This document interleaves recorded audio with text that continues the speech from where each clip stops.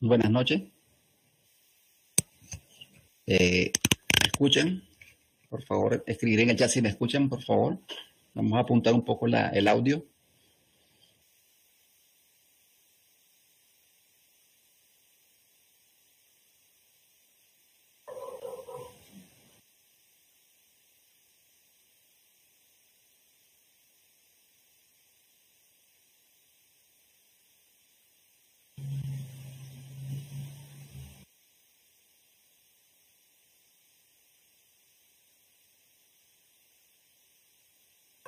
Gracias, doctora Lourdes Monzón. Eh, gracias, Carmen. Mucho gusto estar aquí nuevamente con ustedes compartiendo. María Soledad, gracias por escuchar. Ya entre poco vamos a iniciar, solo estamos arreglando unos problemas técnicos, ¿verdad? Bueno, en mi país, Nicaragua, son las 9. México, Perú y Colombia van a ser las 10, ¿verdad? Si no mal recuerdo. Y en Argentina, Brasil, creo que es la 1 de la madrugada, si no estoy errado, tal vez por ahí me corrigen.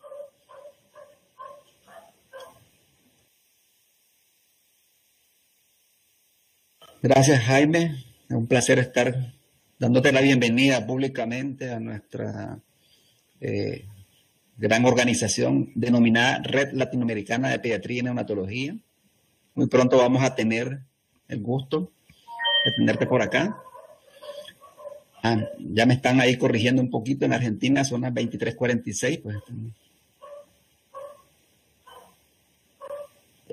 tenemos hasta el momento 26 asistentes. Me parece que es una muy buena convocatoria hasta el momento. Pues. Vamos a esperar unos 5 minutos, 10 minutos más. A ver si se integran otros colegas que están pendientes también de la transmisión.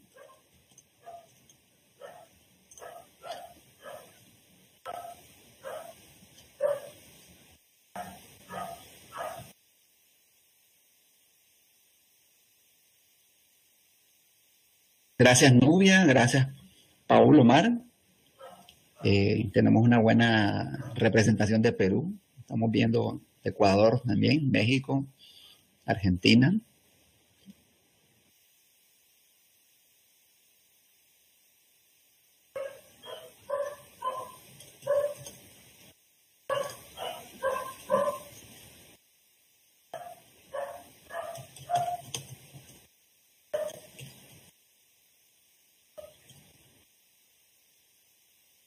Bien, en las prácticas anteriores, pues habíamos mencionado un poco, ¿verdad?, de que yo me desarrollo o me desenvuelvo en dos áreas importantes, como son, sí, los urdes, son los vecinitos, ¿verdad? Vamos a tener que leer un poquito ahí, ¿verdad? Porque no podemos, pero bueno, ya vamos a alertar a nuestro vecino que estamos en una reunión importante. Gracias. Decíamos, ¿verdad?, que anteriormente les explicaba que me desenvuelvo en dos áreas importantes: cuidados intensivos neonatales, cuidados intensivos eh, pediátricos, y que, ¿verdad?, este tema lo veo desde los dos puntos de vista. Lo vemos desde dos puntos de la cara de la moneda, porque lo vemos cuando el paciente empieza a desarrollar una displasia y vemos al paciente después que llega ya con un problema serio. Entonces, creo que tenemos esas dos opciones de ver al mismo paciente con dos entidades distintas. Yo creo que, ¿verdad? Los que nos desenvolvemos en esas áreas así, pues tenemos esa experiencia. No sé si alguien tiene una experiencia similar o hemos tenido pacientes de este tipo, pues. Eh, Sería bueno, pues, que alguien nos mencionara un poco, ¿verdad? Ya para entrar un poquito en materia.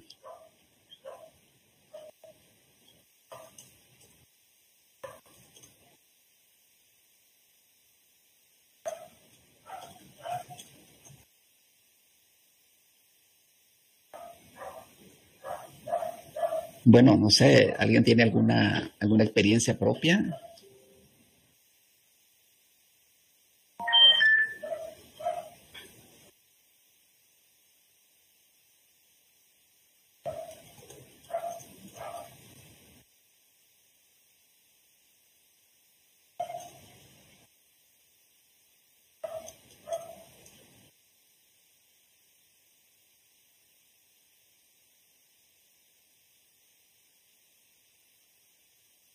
Buenas noches, doctor Barbosa. Estamos encantados de que nos acompañe nuestro CEO, ¿verdad?, de la red.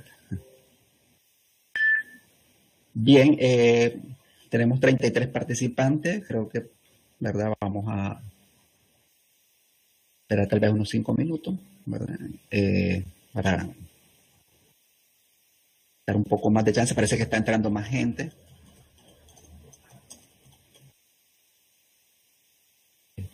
Creo que sí ha sido una buena aceptación, muy importante. Como les decía, ¿verdad? Este es un tema amplio y créanme que esto es uno de los pocos pacientes que uno no desearía ver en una unidad de cuidados intensivos pediátricos, porque el grado de dificultad o el grado de complicaciones que se presentan eh, es bastante serio, pues, en estos pacientes. Como les decía, pues a veces nos ha tocado evaluar, revisar y tratar un paciente prematuro displásico, egresarlo y después eh, recibirlo en la unidad de cuidados intensivos, pues en unas condiciones bastante deprimentes y deplorables, porque el manejo de la displasia broncopulmonar y las complicaciones posteriores en el lactante, pues son bastante difíciles y sobre todo que es un tratamiento, pues, digamos, por decirlo así, caro, que muchas veces, ya sea a nivel institucional y a nivel propiamente de los padres o familiares de estos pacientes, pues no lo pueden atender, o atender como tal. 41 participantes, creo que vamos a todavía dar unos 3 minutitos. Como les decía, ¿verdad? Esta es una enfermedad muy, muy, muy importante, pues. De hecho, ya hay bastantes terapias encaminadas a mejorar y sobre todo es una enfermedad discapacitante, ¿verdad? Como tal. Entonces, lastimosamente, pues, eh, uno conlleva a otro, mientras por un lado estamos egresando más prematuros, pues por otro lado estamos también recibiendo pacientes, pues, con afecciones crónicas como la que tenemos. Eh, Tenemos 40 participantes, ¿verdad? Creo que vamos a 2 minutos más ahorita. Bueno, yo quería, ¿verdad?, también ver un poco de qué tipo de participantes teníamos, pues yo sé que ya se nos han presentado un poquito, eh, pero pues no sé en qué área se desenvuelven, pues si somos médicos, pediatras, neonatólogos, enfermería, pues verdad, también eso es importante porque también pues nos interesa ver qué tipo de composición está entrando en nuestra sala y también pues nos gustaría pues también conocerlos un poco más. Eh, Gracias, pues en Guatemala dice que son las 20:40, tenemos pues en Centroamérica tenemos el mismo uso horario, en Guatemala hasta, bueno, de Guatemala hasta Panamá, Costa Rica, Panamá tenemos los mismos horarios. Eh, en Perú pues tenemos una hora de menos ahorita y ellos están una hora más adelantados. Y ahorita con el cambio de horario en México, pues Perú, Colombia están igual, ¿verdad? Creo que sí es los nuevos cambios. Entonces a mí me tocó entrar un poquito más temprano y a otros pues creo que no ha cambiado mucho. Me parece que todos estamos oyendo bien, ¿verdad? Creo que estamos todos oyendo bien. Creo que tal vez algunos nos pueden informar si está bien el audio ahorita, ya para empezar. Tal vez me hacen el favor. Jaime nos dice, Jaime de Perú, dice que buen audio. Elia, como siempre, gracias Elia por estar siempre con nosotros. Dice que sí. Frangi, ¿verdad? Frangi de Colombia dice que está bien el audio. Mariana de Ecuador dice que se escucha bien, perfecto. Viviana, buen audio, ¿verdad? Nos creo, pensé que estábamos hablando de algún quemadito, ¿verdad? Pero no, creo que doctora Lourdes, gracias por estar con nosotros, se escucha bien, dice. Bien, entonces el doctor Barbosa también nos está confirmando. Bien, vamos a empezar. El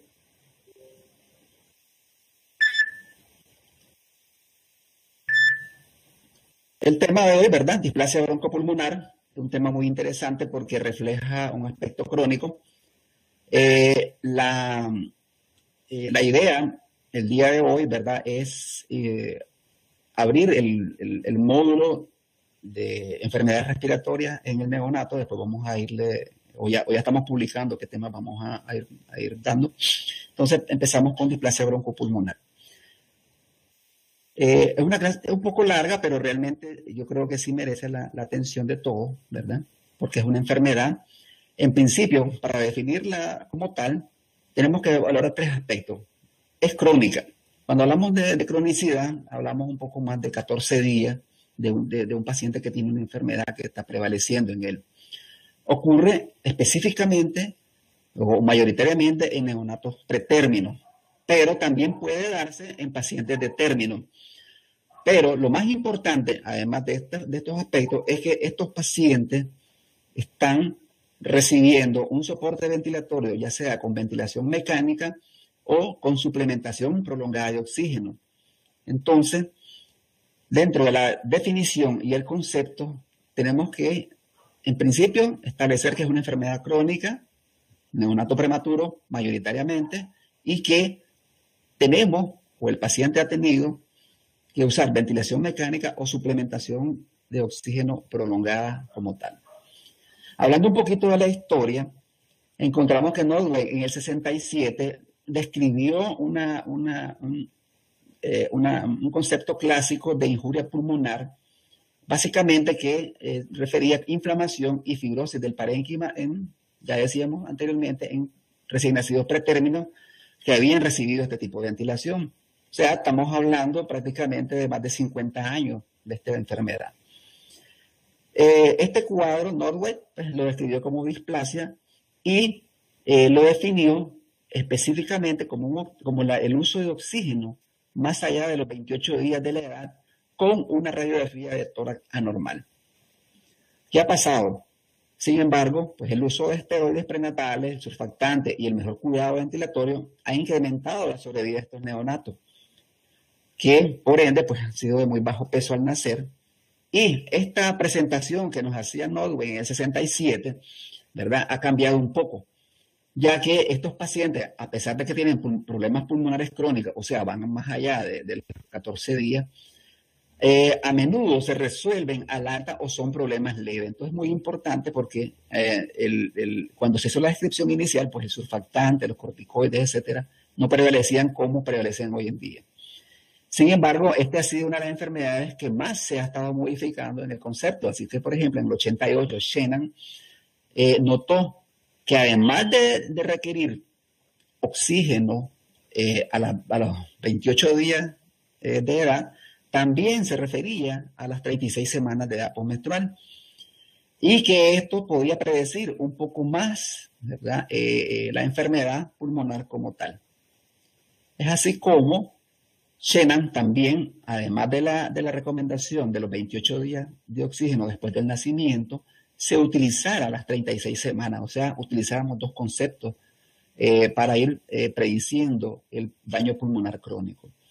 Sin embargo, ya en el 2002, 4 años después, tampoco esta definición era segura y podía predecir estos resultados pulmonares o, en su defecto, pues un neurodesarrollo muy pobre a largo plazo como tal. Es así como, ¿verdad?, el doctor Job Iván Calari en el 2001, ¿verdad?, prácticamente el doctor Iván Calari ahora ha sido el que más ha estudiado la displasia broncopulmonar, perdón, ya en el 2000 hizo un workshop, ¿verdad?, sobre la enfermedad que estuvo organizado por diferentes instituciones neonatales. Y propuso una definición que, además de los 28 días, además de la edad gestacional, también reflejara el grado de severidad de la enfermedad como tal. Es así como ya en el American Journal of Respiratory, en el 2001 se empieza a dar lo que es la nueva definición de displasia broncopulmonar, basado específicamente en todo lo que anteriormente habíamos hablado. Entonces, establecieron varios criterios diagnósticos y se clasificó inicialmente el parámetro puntual es el tratamiento de oxígeno mayor de 21% durante 28 días. Eso no se modifica. O sea, todo paciente, a partir de este momento, empezamos a clasificarlo como displasia. Una vez que tenemos estos pacientes con oxígeno más de 21% por más de 28 días, los catalogamos según la edad gestacional, menos de 32 semanas o mayor o igual de 32 semanas. En el momento, los recién nacidos que tienen menos de 32 semanas y cumplen las 36 semanas de edad postmenstrual o alta al domicilio, entonces clasifican el grado de severidad de la displasia. Leve, si respira aire ambiente; moderada, si respira FiO2 menos de 30%; y severa, si respira FiO2 más de 30% o el paciente está en CPAP o ventilación mecánica. De igual manera, se aplican los mismos criterios cuando el paciente tiene más de 32 semanas o igual. Sin embargo, ahí no se toma en cuenta el momento de la evaluación, que son las 36 semanas, sino que 28 días o el alta al domicilio como tal. Y vemos que los parámetros de severidad, que son leve, moderada y severa, se mantienen igual. Entonces, en esta clasificación observamos el uso de oxígeno más de 28 días, la edad gestacional menos de 32 o mayor de 32 semanas y el grado de severidad de la displasia como tal. Sin embargo, Walsh, ¿verdad?, en el 2003, 2 años después, propuso una definición más fisiológica, que en este caso podría ser muy útil en mejorar la precisión del diagnóstico de displasia broncopulmonar para unificar los criterios y tomarlos en cuenta en diferentes centros donde se aplique la definición. Entonces, él, ¿verdad?, integrando todos los elementos posteriores que habíamos mencionado, clasificó la displasia leve. Ya decimos, el parámetro fundamental es oxígeno suplementario mayor o igual a 28 días. Sin embargo, ya él agrega saturaciones documentadas mayor o igual a 90% en aire ambiental. O sea, que además del oxígeno que utilizamos por 28 días, además de las 36 semanas que se aplican los mismos criterios en la clasificación anterior, o los 56 días, también se agrega las saturaciones documentadas, ya sea mayor del 90% en aire ambiental, cuando se trata de una displasia leve como tal. En la moderada, ya la displasia como tal, siempre seguido los mismos criterios, ¿verdad? La edad gestacional, el oxígeno suplementario. Sin embargo, ya el paciente requiere oxígeno, ¿verdad?, menor del 30% para mantener saturación del 90% como tal. Entonces, esta es una aplicación práctica porque podemos, ¿verdad?, en nuestras unidades saturar a nuestros pacientes y clasificarlos según la clasificación de Walsh. Y en la severa, pues se aplican los mismos criterios. Sin embargo, el paciente requiere más de 30% de oxígeno para mantener una saturación del 90%. Entonces, ¿qué es lo que agrega Walsh a esta definición? La medición por oximetría del 90% o más del 90%, si el paciente está respirando aire ambiente, entonces es una displasia leve. Si está respirando entre 21 y 30%, es moderada, pero si ya tiene más de 30 o requiere CPAP o ventilación mecánica, pues este paciente es severa como tal. Entonces, El primer criterio, oxígeno mayor de 28 días. Segundo criterio, edad gestacional. Tercer criterio, la severidad. Aire ambiente leve, mayor de 30% moderada, perdón, y menos de 30% moderada y mayor de 30% severa. Y con la clasificación del WAES, la saturación del 90% como tal. Entonces, creo que es un punto muy importante porque ofrece un concepto muy práctico que nosotros podemos utilizar en nuestras unidades como tal. Dentro de la patogenia es una de las enfermedades, ¿verdad?, que tiene una etiopatogenia múltiple. En primer lugar, y ya lo definíamos en la descripción, la prematuridad. La prematuridad, en este cuadrito, ¿verdad?, que básicamente así está descrito, así lo encontré, pues no pude hacerle modificaciones. Tampoco me gusta hacer modificaciones cuando son una fuente principal. En este cuadro se observa cómo tenemos factores de riesgo, ya sea prenatales como postnatales. Entonces, ustedes observan acá el peso, ¿verdad? Muy importante. Entre menos peso, pues el paciente tiene más riesgo de displasia broncopulmonar. Las semanas de edad gestacional, entre más prematuro, más riesgo de displasia broncopulmonar.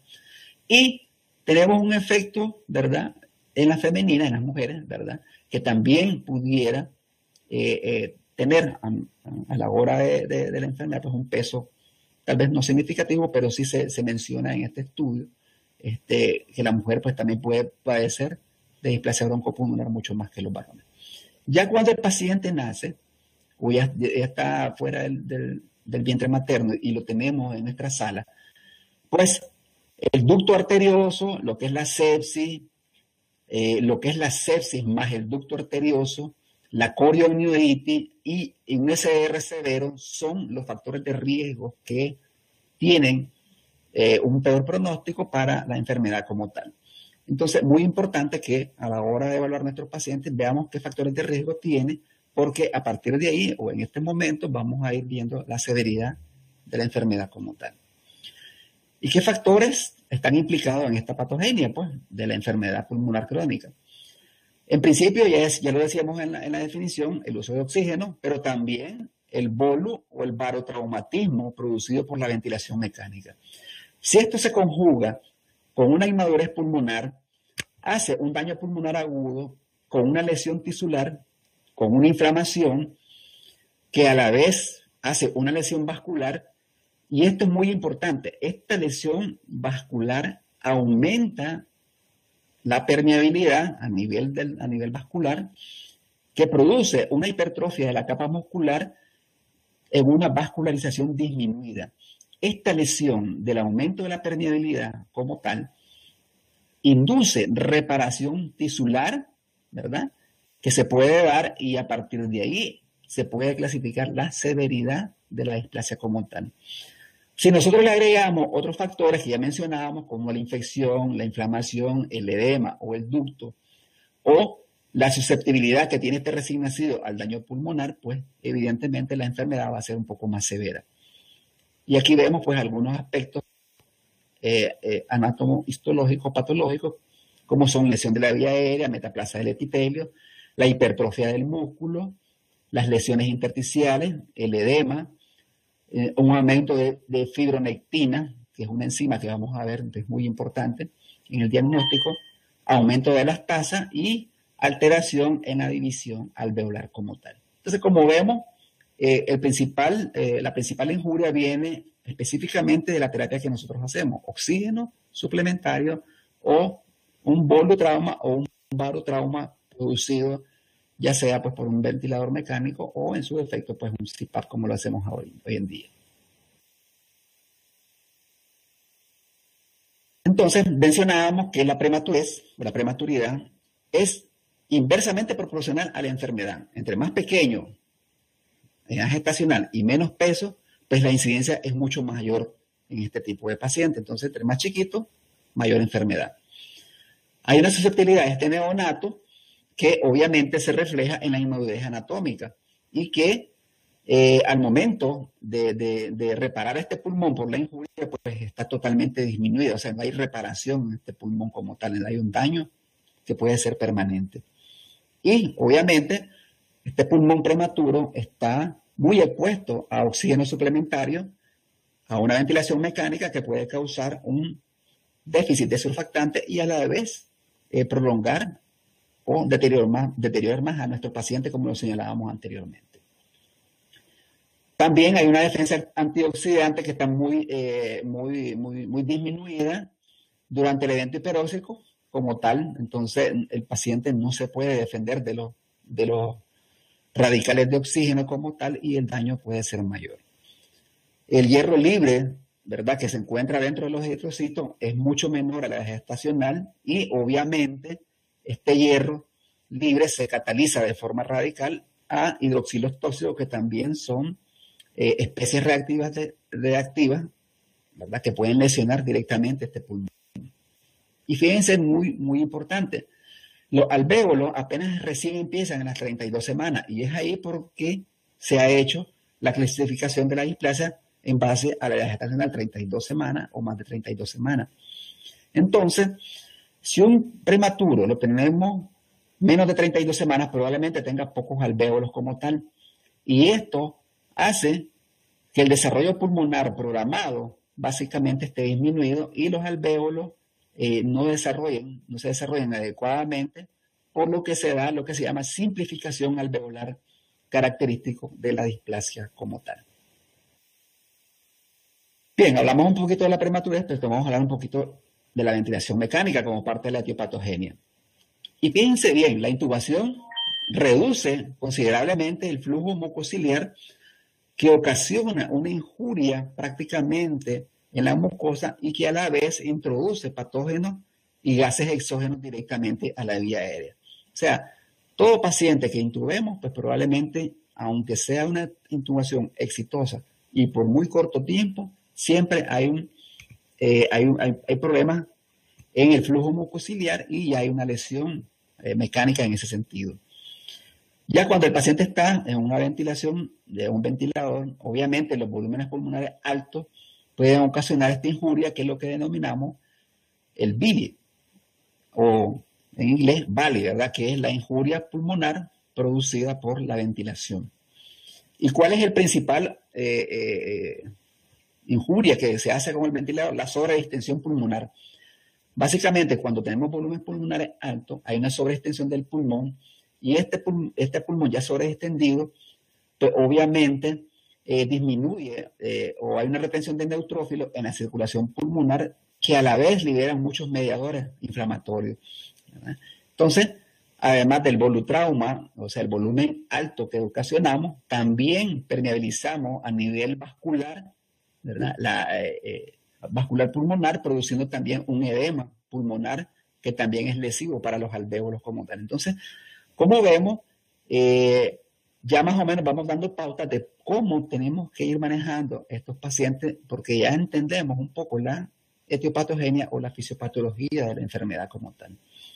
Y esto es muy importante, fíjense bien, desde el 2003, o sea, estamos hablando de más de 13 años, de más de 10 años, un nivel alto de PCO2 ha demostrado disminuir la injuria pulmonar inducida por el ventilador. Esto se hizo en pretérminos, ¿verdad?, que fueron tratados con surfactantes y que se observó un PCO2 alto. Esto, hoy en día, es lo que llamamos la hipercapnia permisiva. Entonces, ¿a qué viene esto? De que si nosotros anteriormente, y muchos de ustedes que tuvieron una formación, ya sea en pediatría o en neonatología, cuando teníamos un PCO2 alto, como que nos, ¿verdad?, sofocábamos para tratar de disminuir este PCO2. Y se estuvo viendo que más bien este PCO2 puede ser benéfico siempre y cuando el pH pues, se mantenga estable como tal. Hablando un poquito del resumen de lo que es la ventilación mecánica como tal, en todos los aspectos, nosotros vemos, ¿verdad?, cómo el desarrollo fetal pulmonar, que está acá, puede estar modificado por los esteroides antenatales, el parto pretérmino, pero también por la coriomielitis como tal. Una vez que tenemos en este estado canicular, vemos que una vez que nace el paciente y empieza a respirar o empezamos a dar aire a este paciente, podemos ya ir dando también injuria pulmonar como tal. Obviamente, ¿verdad? Las grandes cantidades de oxígeno, las grandes ventilaciones van a lesionar a este pulmón, ¿verdad? Inmaduro, que va a disminuir, obviamente, su crecimiento y su desarrollo.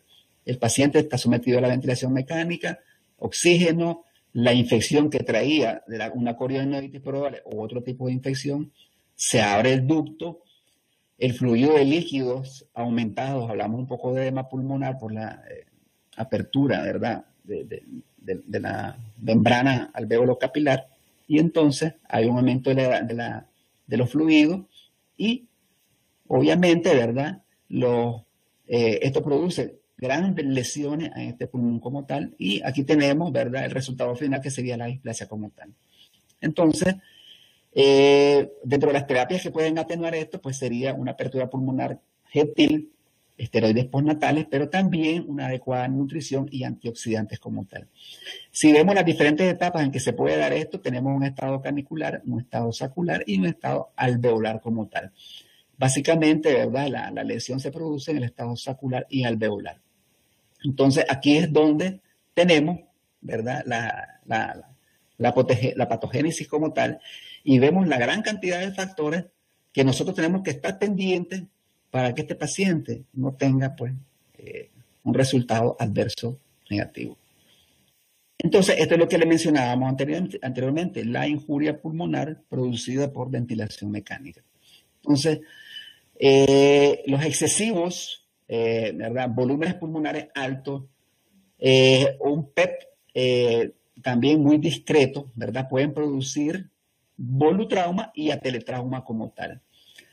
Cuando ya el paciente tiene un volutrauma o un ateletrauma, entonces produce un biotrauma, o sea que libera, ya decíamos anteriormente, ¿verdad?, componentes o sustancias o mediadores químicos que van a producir un biotrauma y a la vez producir la injuria pulmonar como tal.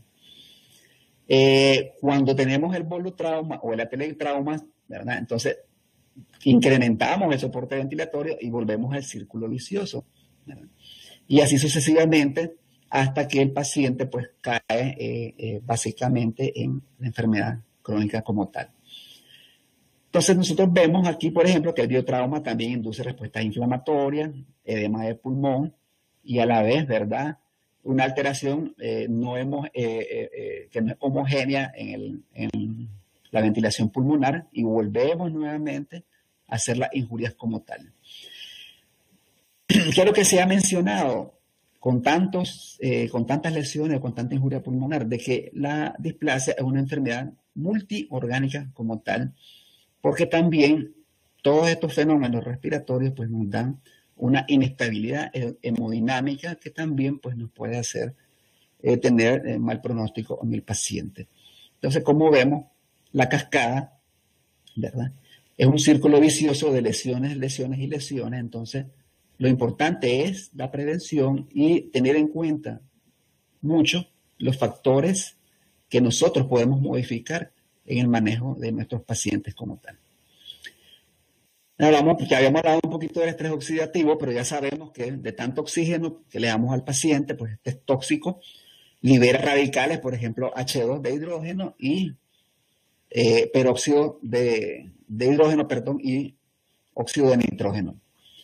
Este óxido de nitrógeno pues reacciona, ¿verdad?, como un radical superóxido y forma pues un peroxinitrito que es un fuerte oxidante como tal.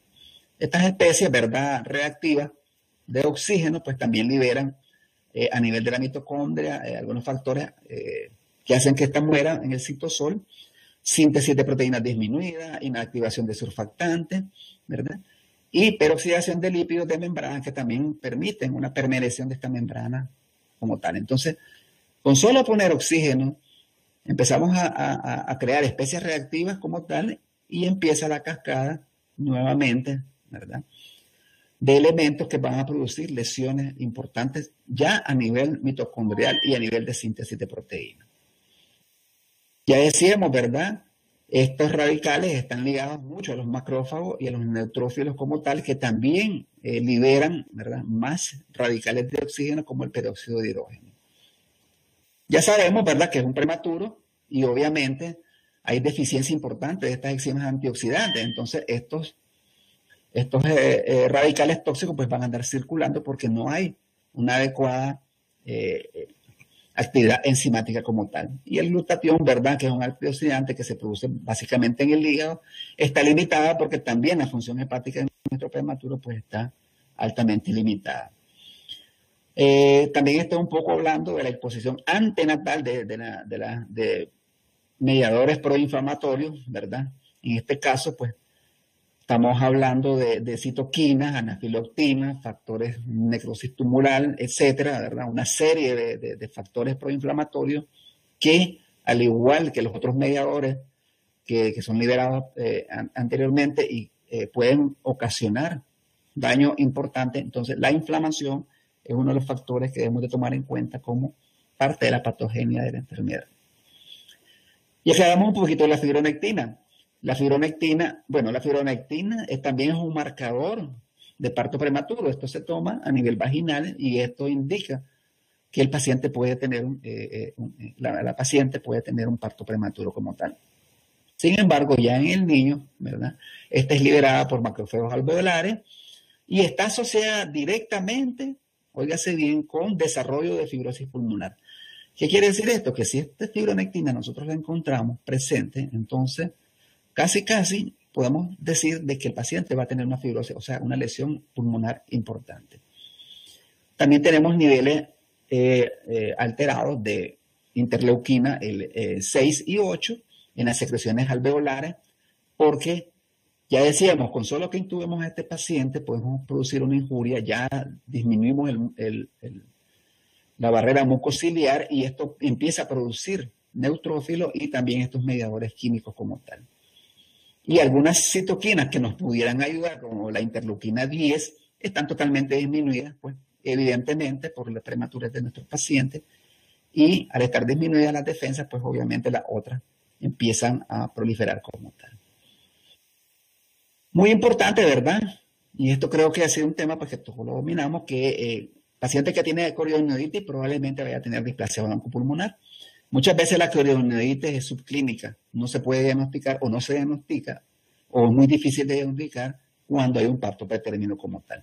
Entonces los pacientes están con displasia broncopulmonar y no sabemos por qué, y a lo mejor tendrían una corioniditis oculta como tal. También otras citoquinas inflamatorias, ya decíamos, elevadas en el líquido amniótico fetal, que también ha sido identificada como un factor de riesgo para displasia. Y ya decíamos los niveles elevados de interleuquina 1, 6, en la sangre fetal, que también revelan una respuesta inflamatoria sistémica durante la corioniditis, que también tienen un factor de riesgo importante. Entonces, ¿cuál es la mejor medida? Pues evitar la corioniditis como tal en estos pacientes, porque pues, probablemente todos estos fenómenos nos vayan a dar una lesión pulmonar importante. También, pues la colonización bacteriana provoca en el feto la liberación de citoquina. Y esto a la vez, pues, producen prostaglandinas, quimoquinas, que también inducen lesiones pulmonares. Las corionitis histológicas, y este es el germen que más se ha estudiado, el ureplasma, están asociados directamente con metaloporfirinas 1, alfa y beta, que son proteínas inflamatorias de los macrófagos. La infección pulmonar persistente por ureplasma puede contribuir a esta inflamación crónica y, sobre todo, además de la fibronectina, también a una fibrosis temprana en el pulmón pretérmino. O sea, tenemos dos elementos muy importantes, la fibronectina y el ureplasma, como un germen nocivo, que nos pueden dar fibrosis pulmonar en estos pacientes. Recientemente leíamos un estudio del Journal Pediatric, un estudio que nos lleva, pues, nuevamente, que no todo lo que leemos en las revistas, pues, es bueno, pues, sin embargo, tenía un aspecto positivo. El estudio estaba muy mal diseñado, pero apareció en esta revista cuando parece que decidieron agarrar una cantidad de neonatos prematuros y aleatoriamente o en un tiempo determinado o cuando el médico tratante así lo consideraba, empezaron a hacer aspirados traqueales y se dieron cuenta que cuando los pacientes tenían Klebsiella, neumonía, ¿verdad? o gérmenes gram negativos como Pseudomonas, estos pacientes tenían mayor riesgo de desarrollar displasia broncopulmonar que en aquellos en que solamente tenían gram positivos como tal. Entonces, aunque el estudio estaba muy mal diseñado y tenía conclusiones muy erróneas, pues se sacó la conclusión de que la colonización bacteriana, sobre todo por gérmenes gram negativos, puede producir lesión importante y a la vez displasia broncopulmonar en nuestros pacientes, por lo que también debemos de tomar en cuenta como tal. Ya decíamos la infección postnatal, ¿verdad? Está muy bien establecida que la sepsis temprana pues, puede conducir también a displasia broncopulmonar. Esto ya lo tenemos más de 15 años de estarse revisando, pues tenemos los estudios originales en pediatría pulmonología. Y la corioiditis, pues obviamente es un factor de riesgo de displasia si la ventilación mecánica duraba más de 7 días o si el prematuro desarrollaba sepsis postnatal. Entonces, volviendo al caso de la corioiditis, ¿en qué momento el paciente desarrolla la displasia? Ya sabemos que cuando hablamos de displasia hablamos de problemas pulmonares crónicos. En este caso, en este estudio, Van Marten en el 2002 nos ejemplifica de que la corioiditis es un factor muy importante cuando, además de corioiditis, tenemos un paciente en ventilador por 7 días o tenemos una sepsis postnatal o una sepsis pues, tardía o adquirida dentro del hospital como tal, como le mencionaba, en los gérmenes gram negativos de Klebsiella y Pseudomonas como tal. Entonces, creo que aquí, ¿verdad?, también nos hace pensar un poco de que no solamente las medidas preventivas, sino que una vez que el paciente ya está con la enfermedad como tal, ver en qué momento también podemos actuar para evitar estas complicaciones y estas situaciones.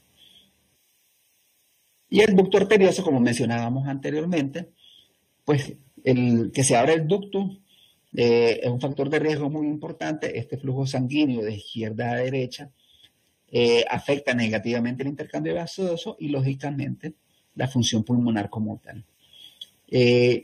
La infección postnatal, ¿verdad?, favorece la apertura tardía de este ducto, que también pues libera prostaglandina, sobre todo ceto F1 alfa, una sustancia que impide el cierre del ducto como tal. Entonces, volvemos a lo mismo, o sea, si el paciente lo dejamos que se nos infecte, es prematuro, está en ventilación mecánica, pues probablemente abrimos el ducto y el paciente, este paciente libera prostaglandina, que también impiden este cierre del ducto y se vuelve un círculo vicioso como tal.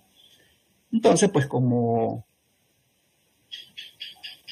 conclusión, pues la presencia de este ducto pues, está relacionado con mieloperoxidasa, que son radicales libres a nivel del fluido traqueobronquial, pues sugiriendo que el flujo sanguíneo incrementado puede resultar en este daño de endotelio y obviamente pues la adhesión y migración de neutrófilos dentro del tejido pulmonar. Ya vimos como los neutrófilos y los macrófagos también liberan mediadores proinflamatorios para la enfermedad. Aquí un poquito de resumen de lo que estamos hablando, de la corioiditis, exposición materna,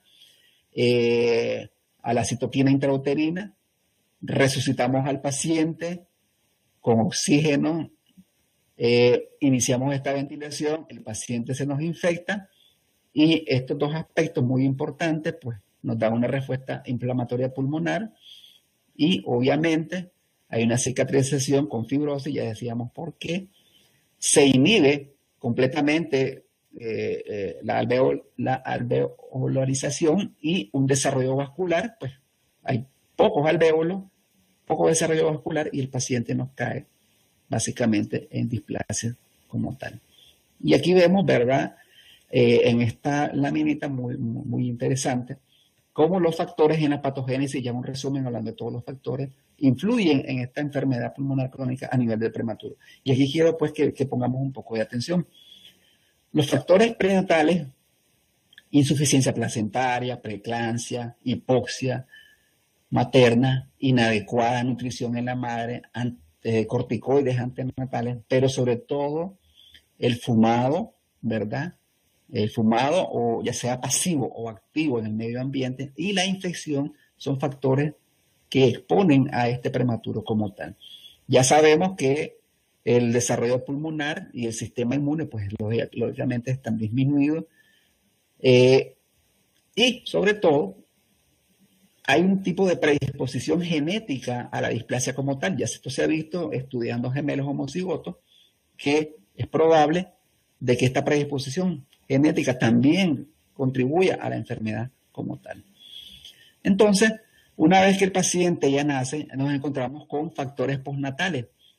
Entonces, decíamos que si bien es cierto, un gran porcentaje son prematuros, pero también podemos encontrar displasia en pacientes de término. ¿Y cuáles son específicamente los factores postnatales a nivel en el prematuro? Pues la ventilación mecánica, la suplementación de oxígeno, inadecuada nutrición, un metabolismo anormal de los corticoides, los antibióticos, las aspiraciones repetidas, la sepsis y algunas infecciones virales que se pueden dar en los cuidados intensivos. Entonces, esto repercute en la inmunidad pulmonar, ¿verdad? Y pues obviamente pues el pulmón no se desarrolla adecuadamente a nivel postnatal.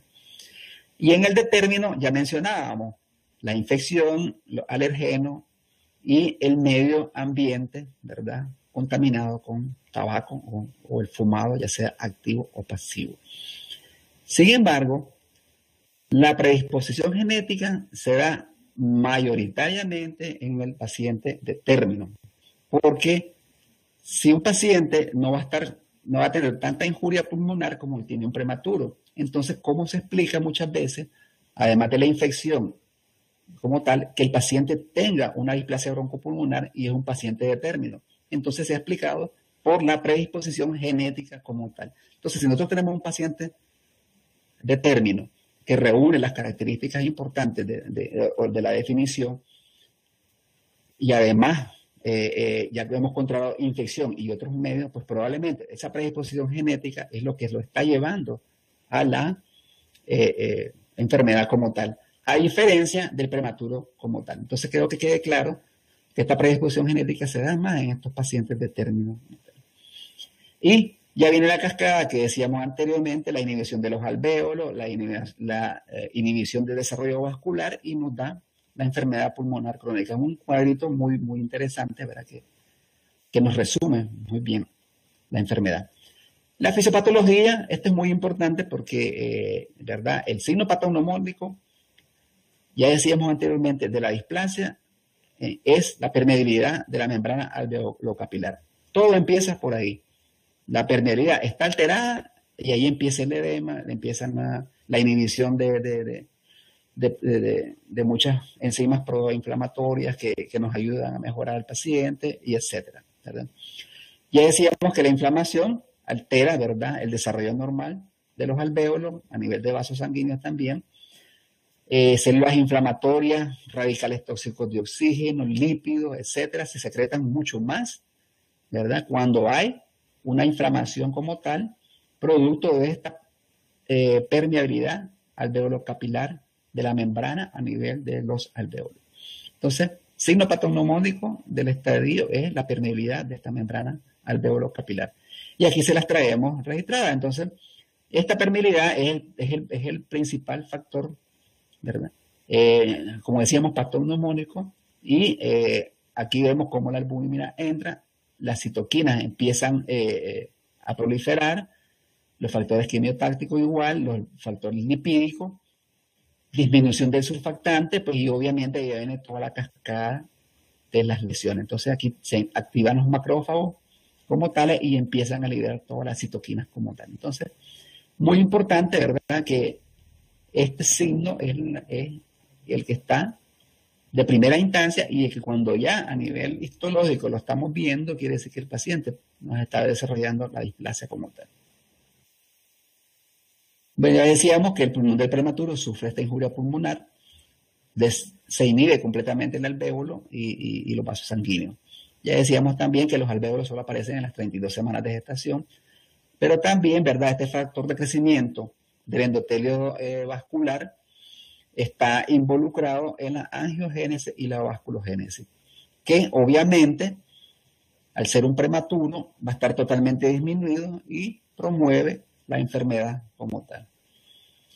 Y aquí, ¿verdad?, ya los estudios o las publicaciones indican pues que Los pacientes que desarrollan displasia, pues obviamente tienen niveles menores de este factor vasculogénico y se ha visto pues en los aspirados traqueales durante los días 4 a 7. Entonces, si nosotros vemos a un paciente que está más allá o está allá llegando al séptimo día, probablemente ya vayan a haber componentes que pueden alterar las membranas y puedan desarrollar factores proinflamatorios y desarrollarnos la enfermedad. Pues además de este factor, ¿verdad?, de crecimiento vasculogénico, pues también hay factores antiangiogénicos, ¿verdad?, como el EMAP, que es un polipéptido, ¿verdad?, que tiene una distribución anormal, o sea, además de disminuir lo que nos ayuda, pues aumenta o incrementa en lo que nos perjudica como tal. Y obviamente ya decíamos que la matriz de la célula a nivel extracelular, pues sufre una remodelación. Ya hablábamos de las metaloproteinasas de la matriz, que son, ¿verdad?, y que prácticamente pues se mantienen alteradas. Y en neonatos, pues este desbalance entre, ya decíamos, de los mediadores que lesionan y los mediadores protectores, pues totalmente pues está desbalanceado y probablemente pues prevalezcan los mediadores que lesionan la matriz. Entonces decíamos que el asino pulmonar está muy simplificado, ¿verdad? Y que pues obviamente esta simplificación es lo que nosotros estamos viendo en la displasia como tal. Entonces, ¿qué es lo que encontramos a nivel patológico? Pues alvéolos pequeños, pueden estar grandes, pero pueden también disminuidos, simples, capilares dismórficos disminuidos, proliferación intersticial variable, lesiones arteriolares no muy severas, como la antigua displasia broncopulmonar, porque ya decíamos el cuidado neonatal ha mejorado enormemente, y la hiperplasia del músculo liso en la vía aérea, que puede estar variable como tal. Y también pues hay factores endocrinos, ¿verdad?, que también ya hemos hablado bastante, creo que hemos hecho bastante referencia. Péptidos como la bombecina, como tal, estos están elevados, ¿verdad?, en pretérminos menores de 28 semanas y que se asocian a un riesgo muy importante de 10 veces para desarrollar displasia broncopulmonar. Entonces, la bombecina, como un neuropéptido neuroendocrino, pues produce esta lesión, también estimulando enzimas inflamatorias, ¿verdad?, y la quimiotaxis como tal. Bueno, hablemos de un cuadro clínico, pues qué es lo que vamos a ver en nuestros pacientes. Pues. A pesar de que tenemos muchos avances en la neonatología, pues todavía la displasia se mantiene como una de las mayores complicaciones en estos prematuros que necesitan ventilación mecánica durante periodos prolongados. Más pues el aumento de la supervivencia de los bebés con alto grado de madurez ha producido un aumento del número de bebés con displasia. ¿Qué quiere decir? Antes pues se nos morían, hace unos 20 años que se nos morían más del 60%, entonces pues no había displasia. Igual pasaba con la retinopatía, se nos morían todos los prematuros, no había retinopatía. Ahora que hemos mejorado a más del 60% de estos prematuros, pues también hay un aumento de la displasia broncopulmonar por las medidas o las intervenciones que nosotros estamos haciendo.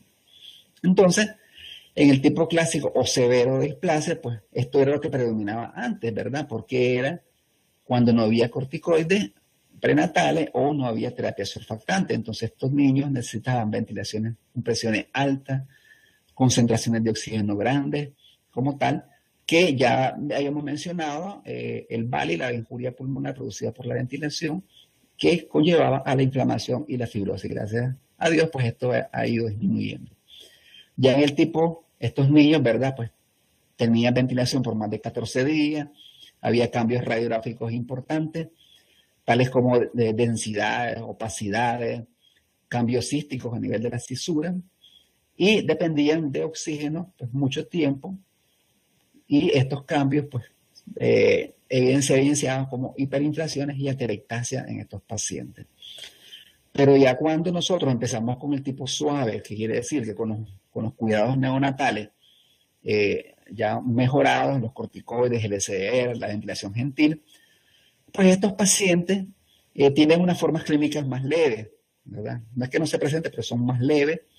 Estos pacientes necesitan pues a veces ventilación mecánica, pero en contraste con los pacientes con displasia severa, que necesitaban ventilación mecánica con presiones mucho mayores y concentraciones de oxígeno como tal.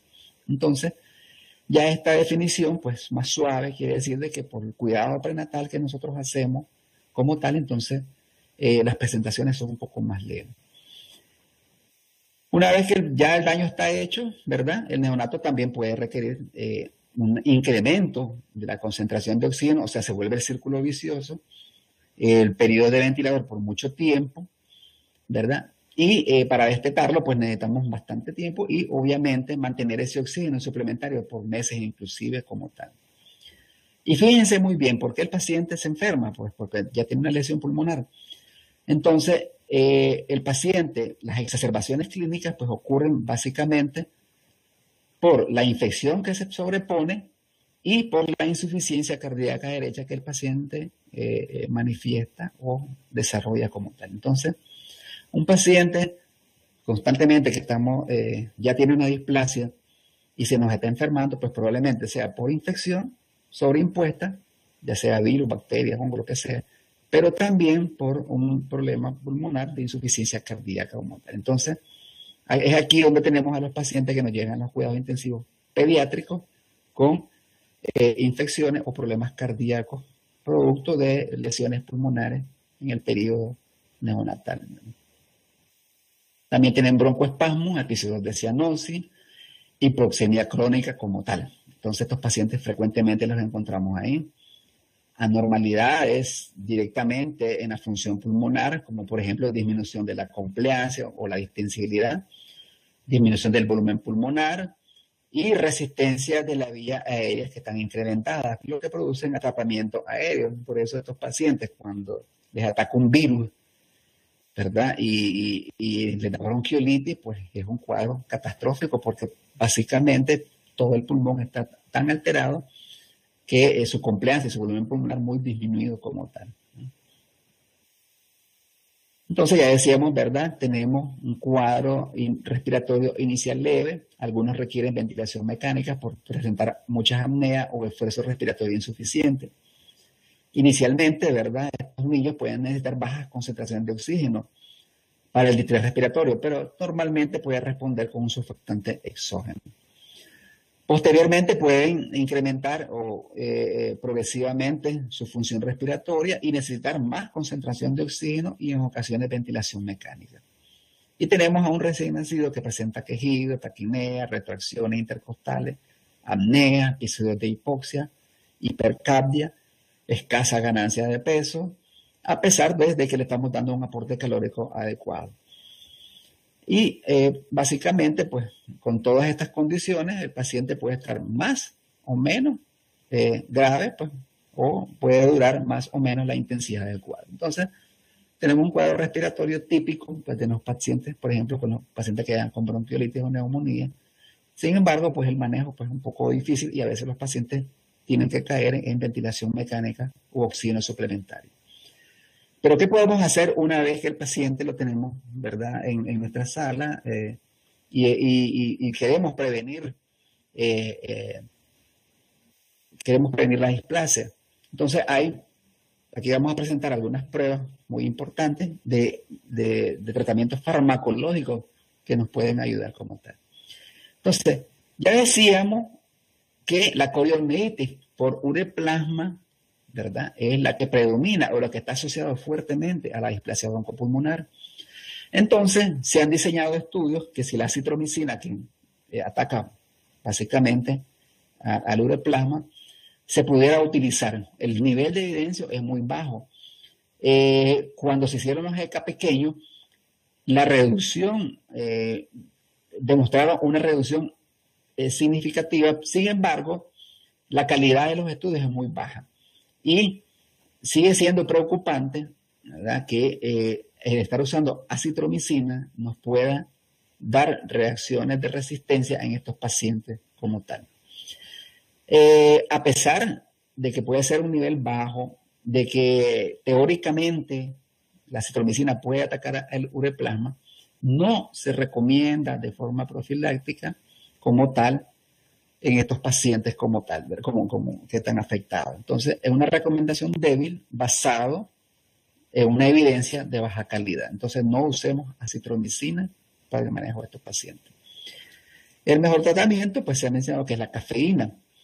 Se han hecho ECA grandes, multicéntricos, demostraron pues de que estos estudios posteriores a estas observaciones, el riesgo de displasia fue mucho menor cuando se inició cafeína antes del tercer día de vida. Entonces, muy importante, porque las lesiones y los factores y los péptidos y las reacciones inflamatorias se están dando entre el cuarto y el séptimo día, lo habíamos mencionado anteriormente. Entonces, si nosotros utilizamos cafeína, al menos en el tercer día, vamos a prevenir muchas veces de que estos pacientes liberen este tipo de mediadores como tal. Entonces, la recomendación es que se use la cafeína encarecidamente para todos estos pacientes prematuros con ventilación mecánica para evitar la displasia broncopulmonar como tal. Entonces, una recomendación alta. Los otros medicamentos que están en controversia, que han estado en controversia siempre, pero que sí han tenido resultados evidentes, es la dexametasona. Entonces, fíjense bien, la dexametasona tiene un nivel de evidencia alta. Muchos metaanálisis, ¿verdad? Indican que cuando se usa la dexametasona antes o después de la primera semana de vida, pues demuestran una reducción de la displasia broncopulmonar. Pero ¿qué es lo que ha pasado? Si bien es cierto, disminuye la displasia, pero también aumenta los problemas neurológicos o de neurodesarrollo. En este caso, la parálisis cerebral como tal y algunos eventos como miocardiopatía, inclusive puede llegar a una perforación gastrointestinal. Entonces, ha habido una gran discusión de que si realmente debemos de usar dexametasona en estos pacientes, ¿verdad? Algunos recomiendan que si el riesgo de displasia en la población es muy baja o es del 33% o menos, probablemente en los pacientes que les pongamos dexametasona van a aumentar el riesgo de muerte o parálisis cerebral como tal. Sin embargo, cuando el riesgo de la displasia supera el 60%, es probable que este riesgo se invierta, o sea que haya menos riesgo de muerte o parálisis cerebral. ¿Cuál es la conclusión que se ha llegado? Entonces, no sé si ustedes conocen, pues yo me imagino que sí, que todos conocemos al doctor Augusto Sola, escribió una disertación muy importante. Entonces decía, si toda la vida has sacado a tus pacientes de X o Y manera y le empezamos a dar corticoides, ¿qué beneficio realmente podemos obtener? Entonces, tenemos que realmente ver a qué paciente podemos tratar con dexametasona o no, porque podemos crear un daño mayor del que está haciendo la enfermedad como tal. Entonces, de hecho, la dexametasona o cualquier corticoide no debería utilizarse rutinariamente para prevenir la displasia broncopulmonar.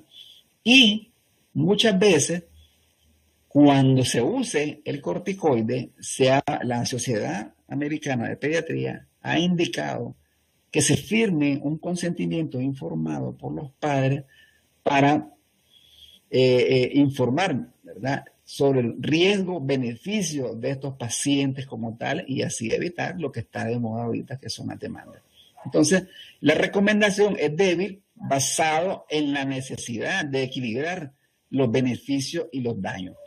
A pesar de que la evidencia es muy alta, la recomendación es débil porque tenemos que sopesar si el paciente se nos va a beneficiar o no con este tipo de tratamiento, pero cuando lo usemos, ojo, consentimiento informado o bien muy buena información a los padres de los posibles y potenciales efectos dañinos que pueden producir los corticoides. Y el otro medicamento con una alta evidencia es la vitamina A. Entonces, la vitamina A ha demostrado reducir la displasia broncopulmonar cuando se inyecta de forma intramuscular, no por vía oral. A pesar de que hay una evidencia de baja calidad, siempre se está recomendando o se recomienda que se esté aplicando vitamina A. Ya hay muchos estudios que indican que la vitamina A intramuscular tiene una importante reducción en la displasia como tal. ¿Cuál es el problema? Costos financieros, pero también producimos dolor, porque tiene que por lo menos aplicarse 3 veces a la semana intramuscularmente, y esto puede ser muy doloroso y muy dañino. También el dolor puede ser dañino en los pacientes como tal. Entonces, ahí también sopesamos el riesgo, ¿verdad? Como tal, pero la evidencia es muy alta. Entonces, ¿qué medicamentos nosotros podemos usar? Seguramente que no vamos a tener problemas y que sí nos van a reducir la displasia broncopulmonar, cafeína y vitamina A como tal. Los estudios lo demuestran. Y vamos un poquito del tratamiento, decíamos la ventilación. La ventilación tiene que ser gentil, ventilación sincronizada. Olvidémonos ya de ventilación controlada o de presión. Tiene que ser una ventilación sincronizada con volumen. Esta es la nueva tendencia de utilizar en los prematuros. El volumen controlado o sincronizado entre 4 y 6 ml básicamente disminuye la lesión pulmonar por barotrauma y por volutrauma como tal. Un PEP, ¿verdad? Gentil, entre 4 y 6, inclusive hasta 8 se puede para favorecer el reclutamiento alveolar, y una presión media de la vía aérea suficiente para prevenir las atelectasias. Entonces, esto es muy importante, el tipo de ventilación que tienen que requerir estos pacientes para evitar la displasia como tal. La ventilación de alta frecuencia, pues cuando falla, o la ventilación mecánica normal o convencional, o cuando hay complicaciones. Si nosotros revisamos toda la literatura, la BAFO no tiene mayor beneficio que la ventilación mecánica. Entonces, hay muchos detractores de la BAFO como tal, porque no hay una evidencia sólida. Sin embargo, yo la otra vez en un foro de ventilación mecánica, pues discutía, ok, tengo un paciente que me falló la ventilación mecánica o tengo una complicación. A pesar de que la BAFO no me va a adquirir un efecto estadísticamente significativo estadísticamente, pero usándola, ¿será que mi paciente se puede aliviar? Entonces, en mi opinión, yo lo usaría, aunque la evidencia me diga que a lo mejor no va a ser mejor que la ventilación mecánica. Entonces, pero sí algunas referencias pues inducen a BAFO. La mayoría refieren que no hay una ventaja importante sobre la ventilación mecánica. La hipercapnia permisiva, ya lo decíamos anteriormente, los estudios que se hicieron allá por el 2001, 2003, ¿verdad? Mantener una presión de CO2 entre 50 y 60 sin permitir la acidosis, o sea que el pH se mantenga aceptable entre 7.25 hasta 7.4 o 7.3 hasta 7.4. Entonces, aunque tengamos una PCO2 alta, entre comillas, 60 por ahí, entonces, si el pH no se modifica, pues básicamente va a ser mucho mejor para nuestros pacientes. Y en la oxigenoterapia vamos a ver un algoritmo de cómo usar el oxígeno como tal. Ya hablamos un poquito de los corticoides, ¿verdad? Sopesar los riesgos-beneficios. ¿Y en qué casos vamos a utilizarlos? Pues en pacientes con displasia severa, que requieren más de 6% o 60% de FiO2, un deterioro clínico no justificado,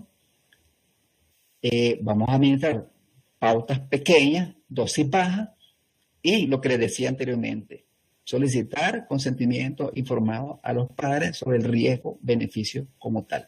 O sea, el corticoide va a servir, pero no sabemos a quién o a qué paciente. Entonces tenemos que seleccionar muy bien al paciente e informar adecuadamente a los padres como tal. Mucho está en boga los corticoides inhalados, ¿verdad? El uso profiláctico, si bien es cierto, no reduce la displasia, pero sí reduce la ventilación. Entonces, si me reduce la ventilación, pues probablemente indirectamente me reduzca la displasia. Algunos broncodilatadores, mejora el tratamiento, pues los más usados, el salbutamol y el bromuro impropio. Y aquí también el doctor Sola nos decía una disertación, decía que esto pues, no servía para nada y que no tendríamos que estarlo utilizando. Entonces, algunos centros pues los utilizan, nosotros lo utilizamos, ¿verdad? No vamos a decir que no, nosotros lo utilizamos corticoides inhalados, pero también utilizamos broncodilatadores inhalados. Los diuréticos, muy importantes porque decíamos que la permeabilidad estaba aumentada a nivel de la membrana alveolar capilar y entonces aumenta el edema y probablemente ese edema aumente la distensibilidad del pulmón, incremente la vía aérea, la resistencia a la vía aérea y el paciente pues tiene injuria pulmonar por sobredistensión. Entonces es muy importante mantener diuréticos para disminuir este exceso de agua que pues, nos puede complicar al paciente. Entonces, dentro de los más comunes, furosemida, tiazida, espironolactona. La furosemida ya está cayendo en desuso como tal y pues ahora se utilizan diuréticos de asa pues, para evitar, o ahorradores de potasio para evitar pues las consecuencias de la furosemida. Ya hablábamos un poquito de las infecciones, hacer cultivos traqueales, vacunar a los pacientes y profilaxis con anticuerpos monoclonales humanizados como el palivizumab. Nosotros aquí hasta ahorita lo estamos introduciendo al país, nos cuesta más de $1,000, entonces pues probablemente sea algo que por mucho tiempo pues no lo vayamos a usar. Pues sería bueno saber en otros países cómo se usa esto, ¿verdad? Lógicamente el control de la anemia, ¿verdad? Podemos utilizar eritropoyetina como tal, suplementos de hierro, vitaminas, para disminuir las transfusiones, porque también las transfusiones no son adecuadas, ¿verdad? Aumentan el volumen pulmonar y el paciente pues también puede tener mucho edema y puede tener complicaciones. Entonces utilicemos la eritro, hierro y vitaminas como tal. Y aquí tenemos pues lo que es el oxígeno. Entonces ya el algoritmo del oxígeno, el paciente lo tenemos displásico, tenemos alteraciones en la ventilación y perfusión. El paciente, según la clasificación de Weiss, ¿verdad?, tiene una saturación menos de 90 con aire ambiente. Entonces, incrementamos el oxígeno para mejorar esta saturación entre 92 y 95 estando despierto. ¿Ya? Entonces, medimos, ¿verdad?, mantenemos este nivel de saturación con el oxígeno suplementario y cada 2 o 3 semanas estamos haciendo un destete, o sea, quitamos el oxígeno, lo medimos 10 minutos al aire ambiente. Si el paciente disminuye su saturación menos del 92%, entonces volvemos y reiniciamos otra vez el oxígeno como tal. Y volvemos a las 2 y 3 semanas y así sucesivamente hasta que el paciente se destete del oxígeno como tal. Si este paciente logra mantener saturaciones de oxígeno después de 2 o 3 semanas mayores del 92%, entonces venimos reduciendo la cantidad de oxígeno o lo hacemos discontinuo, sobre todo durante el sueño. Y valoramos la saturación durante el sueño. Si el paciente tiene menos del 92%, pues volvemos a colocar oxígeno y así estamos hasta que el paciente durante el sueño tenga valores mayores del 92% como tal. Entonces, si ustedes ven, aquí importante la definición de Weiss que decíamos, ¿verdad? La saturación de estos pacientes para mantener saturaciones de 92 a 95, mantener el oxígeno 2 o 3 semanas y posteriormente hacer las mediciones, ya sea el niño despierto o durante el sueño y ir valorando si el paciente tiene más de 92 o menos de 92, pues menos de 92, seguir con el oxígeno y más de 92, descontinuarlo como tal. Y muy importante, ya hablábamos de la nutrición como un factor, ¿verdad? Prenatal, pero también a nivel natal, postnatal, perdón, para la etiopatogenia y la displasia broncopulmonar. Entonces, porque esto va a evitar la producción de radicales de oxígeno libre o enzimas proinflamatorias, una adecuada nutrición en nuestros pacientes. Importante mantener un aporte calórico entre 120 y 160 kilocalorías día, un volumen de líquido restringido entre 130 y 150 mililitros por kilo. Recordemos que este paciente es un paciente ya de 28 días de edad. Muy importante el aporte proteico. Ya se dice actualmente pues, que todos los prematuros deben iniciar proteína, un aporte proteico en los 24 48 horas de vida y se tiene que iniciar con 3 gramos por kilo día. Antes se mencionaba que empezábamos con 0.5, después con 1, no. Ahora iniciamos con 3 y lo mantenemos entre 3 y 4 gramos por kilo hasta 5 gramos por kilo como tal. Ya decíamos, ¿verdad? La vitamina A, muy importante. ¿verdad? Sopesar pues, el dolor en el paciente como tal. Podemos utilizar medidas no farmacológicas para dolor, pero tiene que inyectarse 5.000 unidades y intramuscular 3 veces por semana. Y considerar, pues, considerando que pacientes, pues, o de tanta es la alta incidencia de displasia en la unidad como tal. Incrementamos aporte calórico de grasa a expensas de reducir el de carbohidratos como tal, ¿verdad? Ya que el uso de triglicéridos de cadena media mejora la absorción intestinal, pero incrementa la producción de CO2 al metabolizarse. Calcio, fósforo, fundamentalmente, y vitamina D. Administrar o adecuar la alimentación de una forma adecuada, pues ya sea enteral continua, gastrostomía o asociada a fundoplicatura. A la gravedad de la insuficiencia respiratoria, si el paciente está muy cansado o muy grave, entonces pues podemos aplicar cualquiera de estas formas para nutrir al paciente como tal. Bueno, obviamente, ¿verdad? Todos preconizamos la leche materna, pero básicamente el prematuro necesita más calorías y probablemente la leche materna no vaya a dar lo suficiente como tal. Si la tenemos disponible, pues mucho mejor.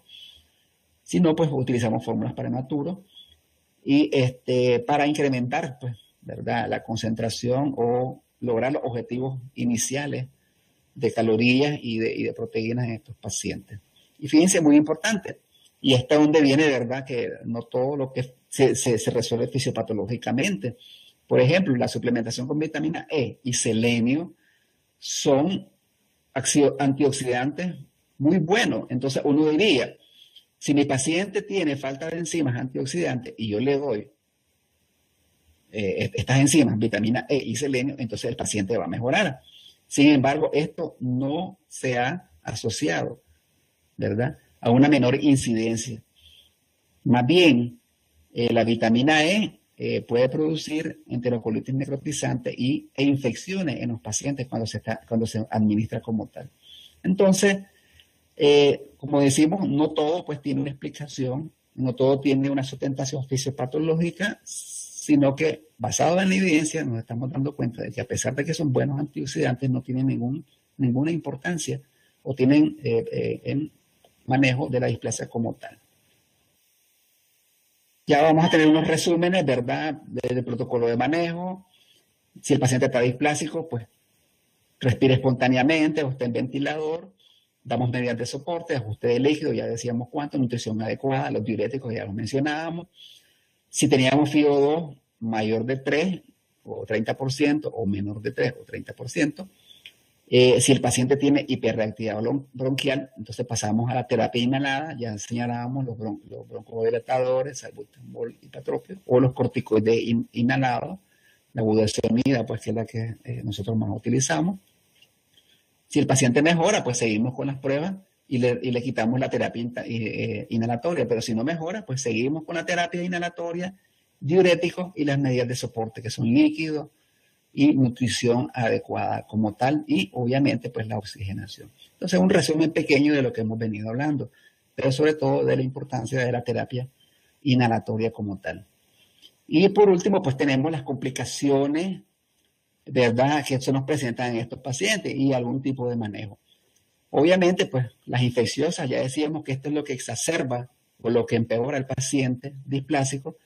Dentro de ellas tenemos la bronquiolitis, ya decíamos la profilaxis con palinizumab y pues manejo adecuado de la sepsis con antibióticos.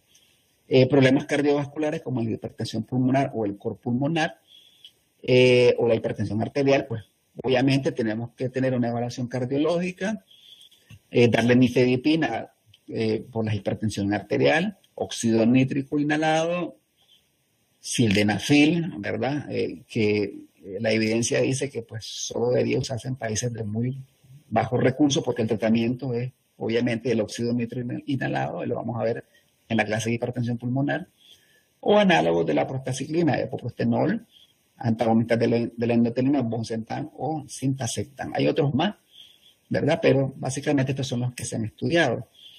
Pues si el paciente tiene trastornos hidroelectrolíticos, corregirlo.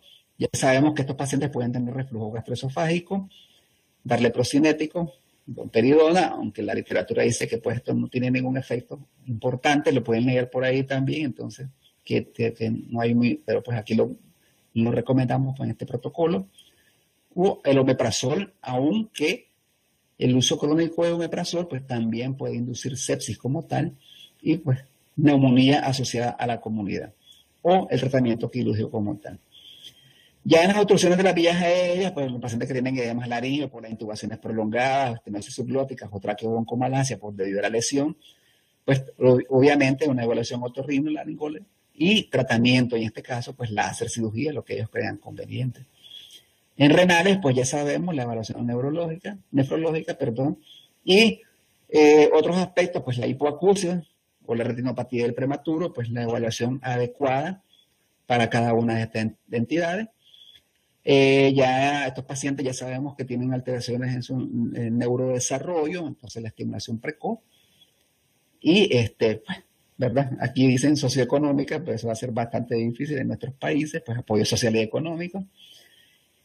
A veces puede tener secuelas de síndrome de muerte súbita, entonces monitorización domiciliaria, ¿verdad? Son aspectos, ¿verdad?, que se utilizan en otros países con mejores recursos como tal. Bien, por mi parte, pues ha sido esta pequeña disertación.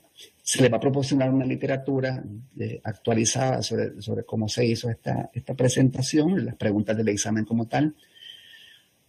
Bueno, nos mantuvimos entre 45 y 48 asistentes, pues yo creo que es una buena, ¿verdad? Una buena convocatoria, y ahora pues me gustaría ver las preguntas, las inquietudes, los comentarios y las experiencias de cada uno de ustedes.